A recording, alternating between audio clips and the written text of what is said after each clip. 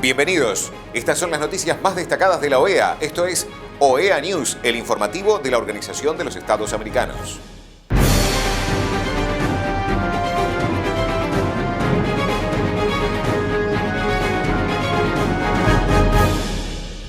Es momento de compartir los títulos de las noticias más importantes que vamos a estar brindando a ustedes. Webinar, accionar del crimen organizado en las Américas ante la pandemia. MAP OEA, respeto y tolerancia en las comunas de Medellín. Consejo Permanente de la OEA recibe el canciller de Haití. Mensaje del secretario general de la OEA en el Día Internacional contra la Homofobia, la Transfobia y la Bifobia. IN-OEA, Día Internacional de la Familia.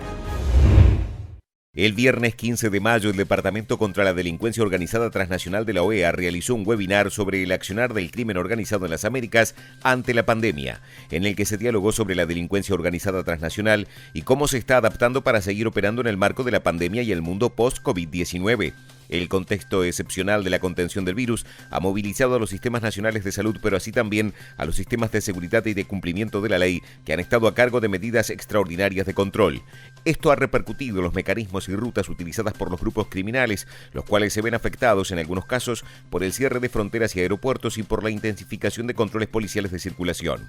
Como correlato, el crimen organizado identifica nuevas oportunidades de negocios ilícitos, diversifica sus operaciones potenciando su accionar a través del cibercrimen y modifica sus dinámicas para adaptarlas a la nueva coyuntura y seguir operando de manera cada vez más sofisticada.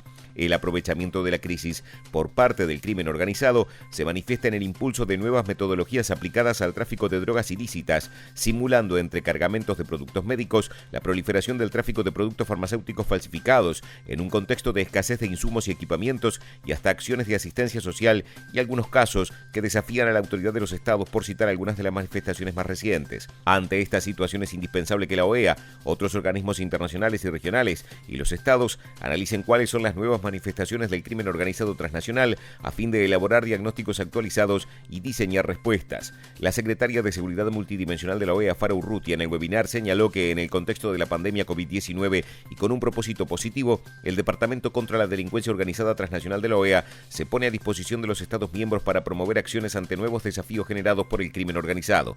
El consultor experto en seguridad nacional, Douglas Farah, explicó que el crimen organizado está aprovechando la crisis del COVID-19 para sustituir al Estado proporcionando seguridad, comida y otros servicios en zonas de Latinoamérica donde el Estado no llega. La investigadora adjunta del CONICET, Carolina Sampó, dijo que la crisis económica que deja la pandemia puede empujar a las mujeres hacia el crimen organizado, favoreciendo su incorporación a estas organizaciones criminales. Hay que prestar especial atención a este fenómeno. Por último, el director del Departamento contra la Delincuencia Organizada Transnacional, Gastón Schulmeister, comunicó que es esencial que el crimen organizado no aproveche la pandemia para salir reforzado. Esta crisis no debe suponer una oportunidad para el crimen organizado, sino una oportunidad para los estados y el multilateralismo en el combate a las organizaciones criminales transnacionales.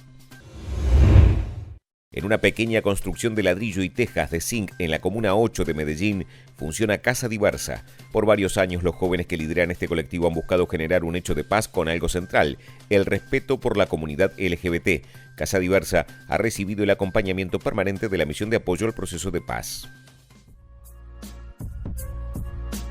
La mesa LGBT nace en el 2007 con un proceso muy juvenil en la búsqueda de tener un espacio de reconocimiento, de construcción de identidad, de visibilización de las violencias que sufríamos en ese entonces y en la búsqueda de acercar el acceso a derechos a la población. Y para el año 2011, digamos que estaba en el momento de trabajo más fuerte y visible. Eso nos hizo objetivo militar de los actores armados de la Comuna 8 de Medellín y pues hubo diferentes acciones o hechos en contra de la mesa o del colectivo y de sus integrantes, e hizo que la mesa LGBT de la Comuna 8 estuviera exiliada del territorio durante 2 años. En el año 2014 algunos de sus integrantes decidimos volver al territorio. ¿Por qué volver? Pues uno, porque para los sectores LGBT, para las personas de los sectores LGBT, quienes no tienen unos vínculos sociales muy fuertes, que además no cuentan con entornos protectores, una organización, colectivo, mesa de trabajo de los sectores LGBT se convierte en el único espacio de reivindicación, de construcción de identidad, de defensa, el único espacio seguro para ellos. y para nosotros. Y nuestros proyectos de vida tenían todo que ver desde lo individual con ese proyecto colectivo. En el caso pues, de los líderes de la organización, pues toda nuestra vida está atravesada por todo el trabajo comunitario, está ligada a un territorio y estar por fuera implicaba haberlo perdido todo. Entonces retornar es la posibilidad de recuperar la vida desde lo individual, pero además era poder pensar un futuro posible, ¿cierto?, para los sectores LGBT. Casa Diversa es un proyecto de transformación cultural que se gesta a partir de la experiencia de la mesa LGBT como sujeto de reparación colectiva, y es nuestra propuesta de reparación colectiva que contiene todas las acciones y medidas que buscan transformar las violencias que hicieron posible los hechos en contra de nosotros y nosotras. Bueno, el contacto con la MAP creo que afortunadamente llegó en el mejor momento, no pudo haber llegado en otro. La MAP nos viene acompañando desde el primer momento en que empezamos a pensarnos la posibilidad de ser sujeto de reparación colectiva.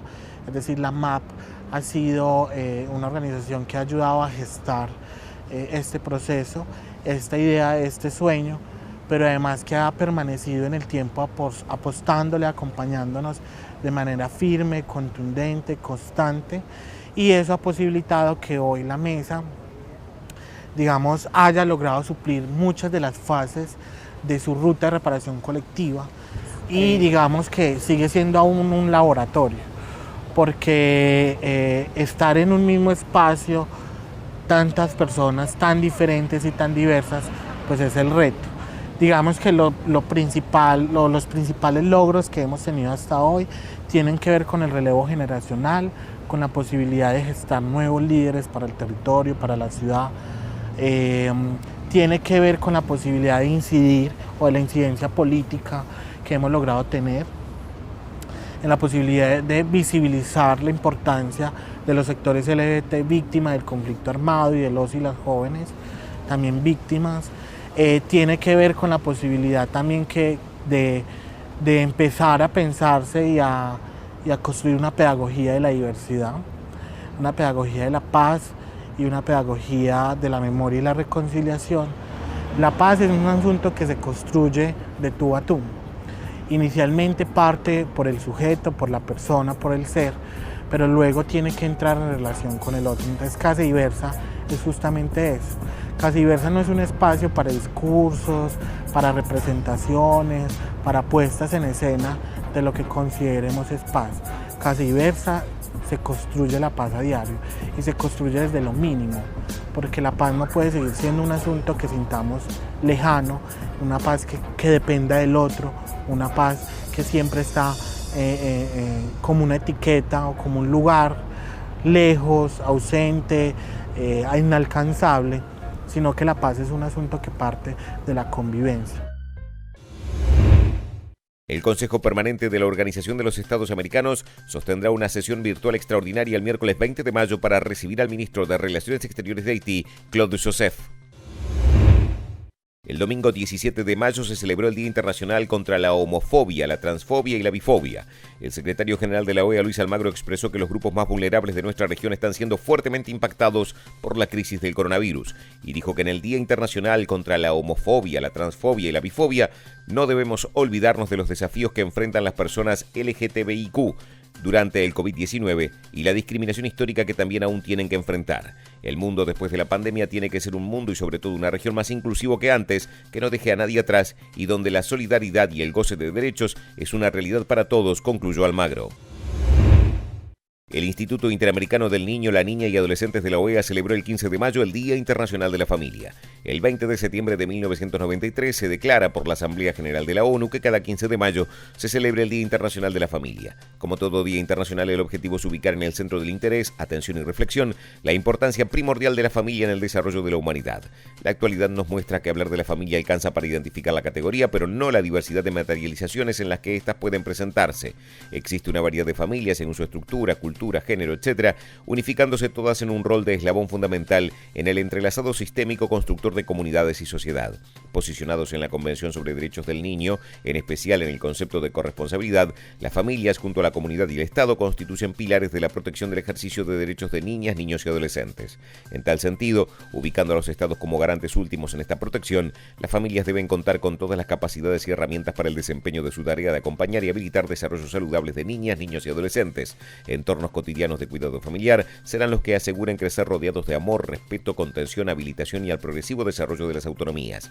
En tiempos de incertidumbres sanitarias y estancias prolongadas dentro del hogar, crecen las alertas sobre vulneraciones de derechos de niñas, niños y adolescentes dentro de familias. En tal sentido, cobra relevancia todo accionar responsable ciudadano, comunitario e institucional que logre acercarse y conocer las realidades paredes adentro de las familias. Fortalecer capacidades de cuidado y crianza de las familias es reconocer sus historias, sus saberes, sus proyectos, a la vez que es construcción participativa y valorada del vínculo y la alegría de reconocerse empáticamente en el otro. Contar con entornos de desarrollo de base familiar es un derecho de toda niña, niño y adolescente y es tarea de todos hacer accesibles todos los recursos disponibles para responder a la integralidad de necesidades que el desarrollo de niñas, niños y adolescentes requieren.